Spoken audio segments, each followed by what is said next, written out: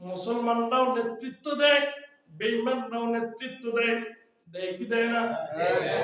কিন্তু বেঈমান আর মুসলমানদের নেতৃত্বের মধ্যে পার্থক্য কি? মুসলমানের নেতৃত্ব মানুষের মধ্যে সীমাবদ্ধ নয়। মুসলমানের নেতৃত্ব সমস্ত মাখলুকের উপর চলে। শুধু সমস্ত মাখলুক নয়, জমিনের উপর চলে, খালেও চলে, সব জায়গায় চলে কি চলে না?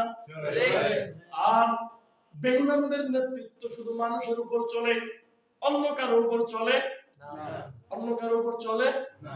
মুসলমানদের নেতৃত্ব সবার উপর চলে, জমিনে চলে কি চলে না?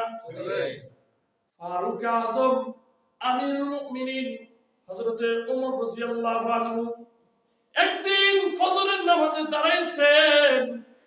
ফজরের নামাজে দাঁড়ানোর সঙ্গে সঙ্গে জমিন কেঁপে উঠছে।